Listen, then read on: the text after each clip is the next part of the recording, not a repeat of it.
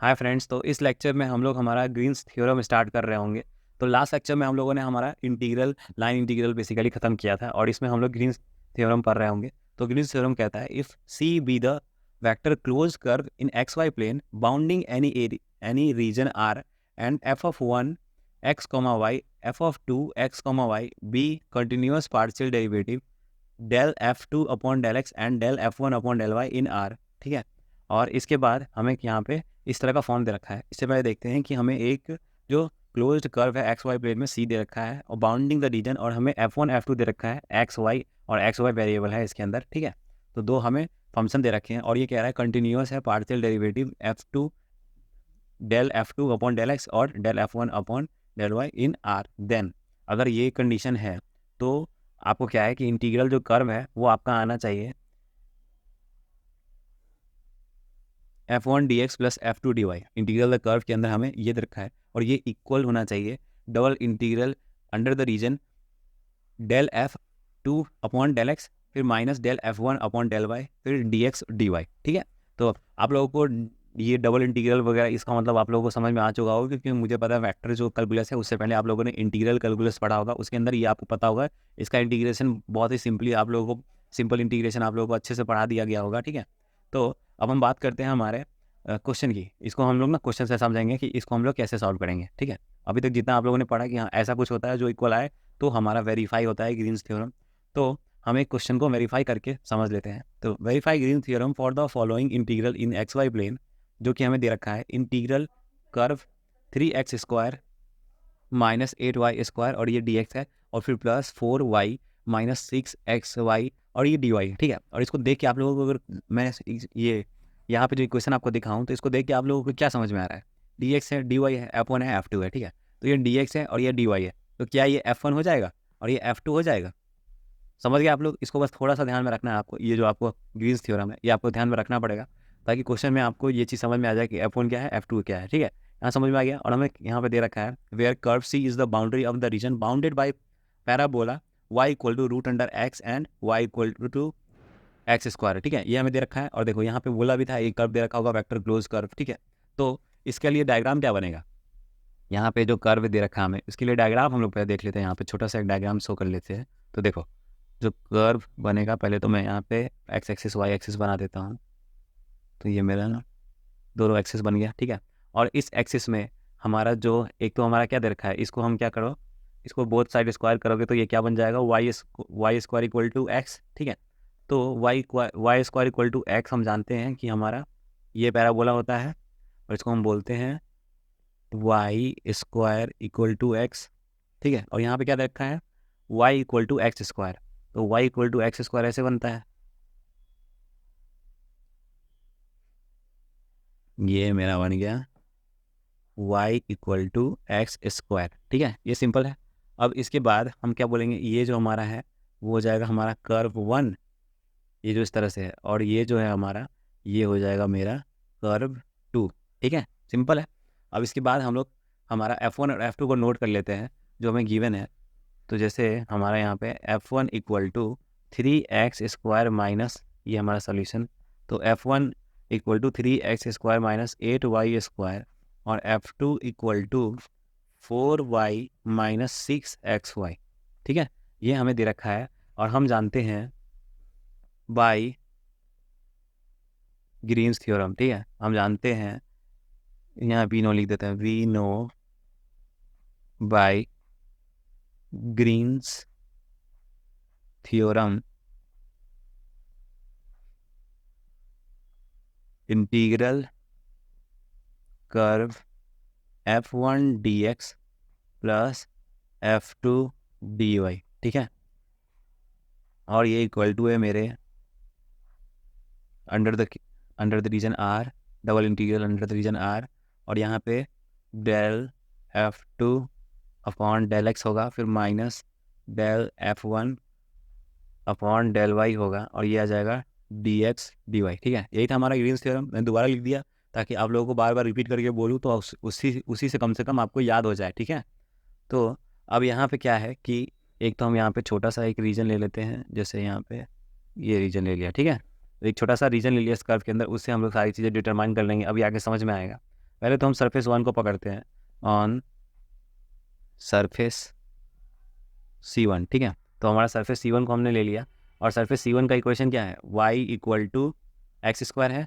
देखो जो तुम्हारा सरफेस C1 है उसका क्या है, y equal to x square दिख रहा है यहाँ पे, तो इसलिए y equal to x square लिख दिया। तो ये हो जाएगा dy इक्वल टू, और टू एक्स स्क्वायर का डिफ्रेंसिएशन क्या होगा 2x, तो यहाँ 2x लिख दिया, और ये आ जाएगा dx साथ में, ठीक है। सिंपल, हमने डिफ्रेंशिएट कर दिया बोथ साइड। अब इसके बाद हम लोग क्या करेंगे, हमारा इंटीग्रल कर्व C1 के लिए लिखेंगे हमारा, तो ये क्या होगा हमारा, ये हो जाएगा मेरा 3x स्क्वायर और फिर माइनस, ठीक है। अब हम यहाँ पे देखते हैं हमारा इक्वेशन 3x स्क्वायर है और माइनस क्या है 8y स्क्वायर। तो यहाँ से क्या करेंगे हम, अब जैसे कि तुम्हारा जो पहला टर्म है उसमें dx के थ्रू ही, यहाँ पे जो तुम पहला जो टर्म लिखोगे वो dx के थ्रू ही लिखोगे। अब उसमें y टर्म तो नहीं दिखना चाहिए ना तुमको, y टर्म नहीं दिखना चाहिए, तो y की जगह पे एक्स स्क्वायर सब्स्टिट्यूट कर दोगे, तो y की जगह एक्स स्क्वायर सब्स्टिट्यूट करोगे तो x की पावर 4 बन जाएगा ना, तो ये बन जाएगा माइनस 8 एक्स स्क्वायर 4, सिंपल। अब फिर प्लस, अब प्लस के बाद तुम देखो कहाँ है तुम्हारा इक्वेशन, ये रहा F2 dy, ठीक है। तो F2 dy है, तो यहाँ पे F2 क्या दे रखा है हमें, 4y तो दे रखा है, यहाँ पे 6xy दे रखा है, लेकिन जो y है हमारा, x की जगह अगर y वाला टर्म हो तो सही रहेगा ना, तो x की जगह y वाला टर्म करना है, तो x इक्वल टू यहाँ पता लगा लो, तो उधर चला जाएगा रूट में, तो x इक्वल टू वाई के पावर 1/2, तो x इक्वल टू वाई के पावर 1/2 पुट कर दो, तो y के पावर 1/2 प्लस 1 तो हो जाएगा 3/2, तो 6 3/2, तो 4y तो पहले से था, और फिर माइनस 6y और पावर 3/2, ठीक है, ये आ गया। और dy की रिस्पेक्ट में करना है, सिंपल है, बस x को x के साथ रखना है, y को y के साथ रखना है, ताकि इजीली हमारा क्या हो जाए, हमारा इजीली यहाँ पे वैल्यू कैलकुलेट हो जाए। तो अब C1, अब इस इंटीग्रल का अगर हम लोग बात करें, तो जैसे तुम्हारा इंटीग्रल अंदर मल्टीप्लाई करेंगे, तो ये तो 3x स्क्वायर माइनस 8x के पावर 4 और यहाँ पर dx आ जाएगा। और इस इंटीग्रल को लिमिट किसका चाहिए, x का लिमिट चाहिए कि नहीं, तो यहाँ आता है इक्वेशन में। इक्वेशन में अगर तुम ध्यान से देखोगे तो पहले तो तुमको हम ये समझाते हैं कि जैसे तुमको y square equal to x दे रखा है, ठीक है, और यहाँ पे y इक्वल टू एक्स, तो जैसे y equal to x square दे रखा है, तो यहाँ पे y equal to x square put करोगे, तो यहाँ क्या बन जाएगा तुम्हारा, यहाँ तुम्हारा बन जाएगा x के पावर 4 इक्वल टू एक्स, इस तरह से इक्वेशन बनेगा। इन दोनों में एक दूसरे का वैल्यू पुट करके तुम जब इन दोनों को सॉल्व करोगे तो तुमको ये पॉइंट मिल जाएगा 1,1, ठीक है। बहुत सिंपल है, इंटरसेक्शन पॉइंट निकालना है, सिंपल मैथमेटिक्स से आप लोग आराम से कैलकुलेट कर सकते हो, 1,1 मिल जाएगा आपको, और ये ओरिजिन है हम सब जानते हैं, तो ये हमारा 0,0 हो गया, ठीक है। और एक्स में देखिए तो इन दोनों पॉइंट को देखिए, एक्स में देखिए तो 0 से 1 जा रहा है, ठीक है, तो एक्स में हम कहाँ से जा रहे हैं, 0 से 1 जा रहा है, तो हमने लिमिट डाल दिया, और फिर प्लस, और ये आ गया हमारा।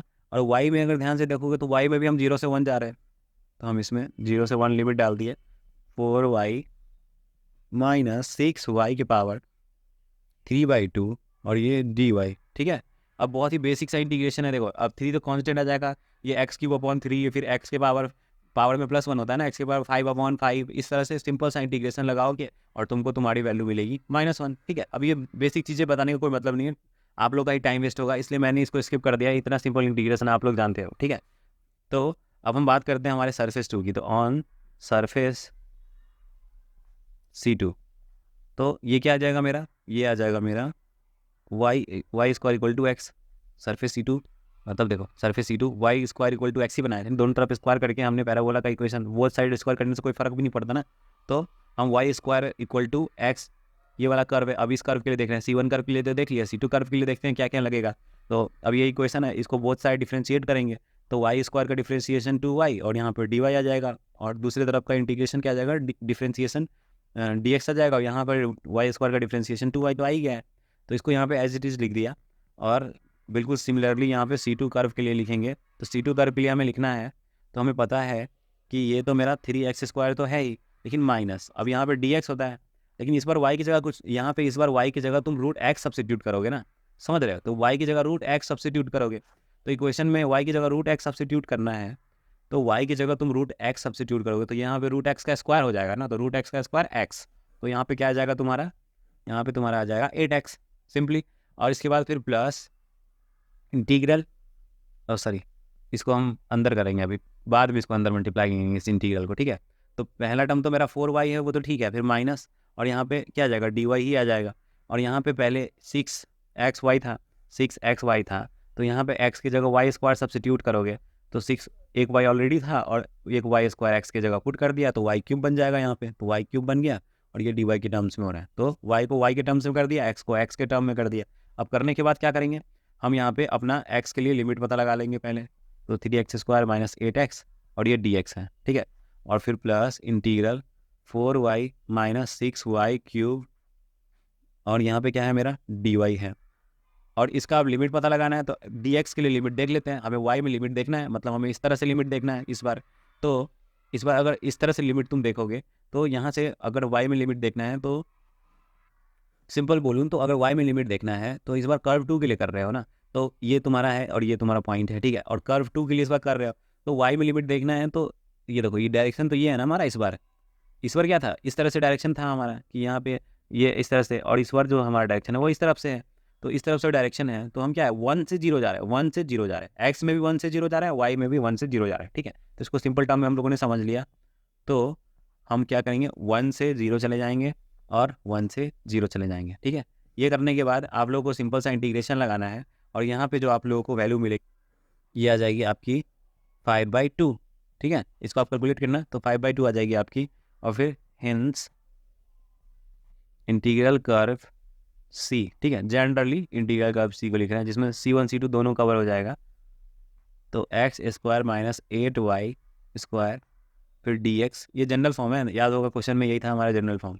तो ये हो गया 4y माइनस 6xy dy, ठीक है। अब दोनों कर्व के लिए निकाल चुके हैं तो ऑब्वियसली दोनों कर्व को ऐड करेंगे तो ये सी वाला कर्व कंप्लीट हो जाएगा एक तरह से। तो दोनों कर्व को ऐड करना, एक तो मेरा 5/2 आया था और दूसरा क्या आया था मेरा -1 आया था। तो यहाँ लिख देते हैं कि 5/2 प्लस -1, तो यहाँ पे हो गया हमारा और ये तुम्हारा वैल्यू मिलेगा तुमको 3/2, ठीक है। नाउ हमें लेफ्ट हैंड साइड का वैल्यू मिल गया, ठीक है। हम लेफ्ट हैंड साइड को वेरीफाई कर दिए। अब हम बात करते हैं राइट हैंड साइड की। अगर राइट हैंड साइड अभी वेरीफाई हो गया, 3/2 आ गया, तो इसका मतलब क्या हुआ, इसका मतलब हमारा ग्रीन्स थ्योरम वेरीफाई हो गया, ठीक है।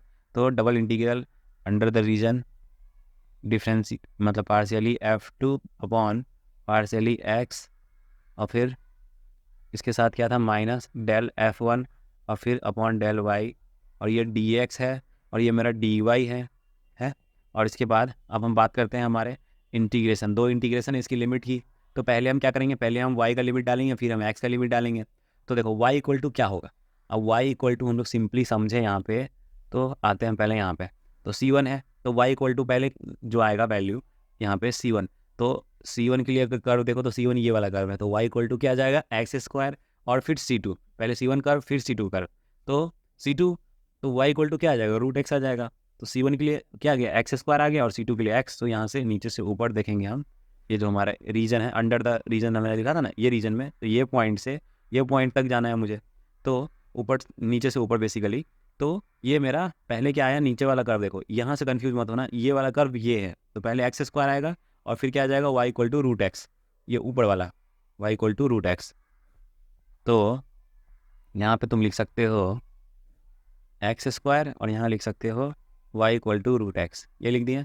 अब ये लिखने के बाद x वाला लिमिट देखेंगे, पहले यहाँ पे हम लिमिट तो लिख दिए हैं और इसके बाद हमको x का लिमिट देखना है, क्योंकि अब dy के लिए तो देख लिया, अब dx की बारी। अब dx के लिए देखना है तो यहाँ पे आ जाते हैं वापस से ग्राफ में। तो x के लिए देखना है तो x के लिए मतलब यहाँ से यहाँ तक, तो यहाँ से यहाँ तक हम किस में ट्रैवल कर रहे हैं 0 से 1, x क्या है यहाँ से यहाँ तक, इस पॉइंट से इस पॉइंट तक। पहले यहाँ से यहाँ देख रहे थे ऊपर ऊपर नीचे, और यहाँ पे अब x में देखेंगे तो इस तरह देखेंगे वर्टिकल में, मतलब बेसिकली वर्टिकल में देखेंगे, और यहाँ हॉरिजॉन्टल में देख रहे थे वर्टिकल में 0 से 1 दिख रहा है x मुझे, तो यहाँ हम 0 से 1 x को सब्स्टिट्यूट कर देंगे। 0 से 1 हम x को सब्स्टिट्यूट कर दिए और यहाँ पे जो वैल्यू, अब देखो पार्शियली डेरिवेट करना f2 को x के रिस्पेक्ट में। तो f2 जो हमें वैल्यू दे रखा है, जैसे अगर जनरल वाला फॉर्म देखे तो इसको हमें क्या करना है पार्शियली डेरिवेट करना है x के रिस्पेक्ट में।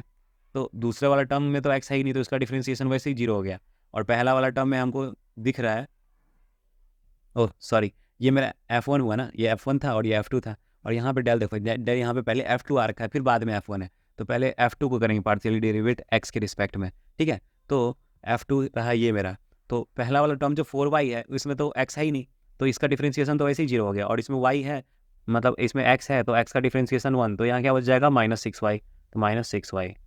और फिर अब हम बात करते हैं f1 की, f1 को y के रिस्पेक्ट में डिफ्रेंशिएट करेंगे तो F1 को y के रिस्पेक्ट में डिफ्रेंशिएट करेंगे तो पहला वाला टर्म तो x में है तो ये तो वैसे ही 0 हो गया, और दूसरे वाले को डिफ्रेंशिएट करेंगे तो ये 2 आगे आएगा, तो a2 = 16 और y तो -16y ये आ गया, और यहाँ पे हमने लिख दिया dx dy। ठीक है, तो ये हमारा डबल इंटीग्रेशन है। और डबल इंटीग्रेशन आप लोग इंटीग्रल कैलकुलस में पढ़ के आए हो, और आप लोग को पता है कि अगर इंटीग्रेशन कैलकुलस में पढ़े हो तो ये कितना सिंपल इंटीग्रेशन है डबल इंटीग्रेशन।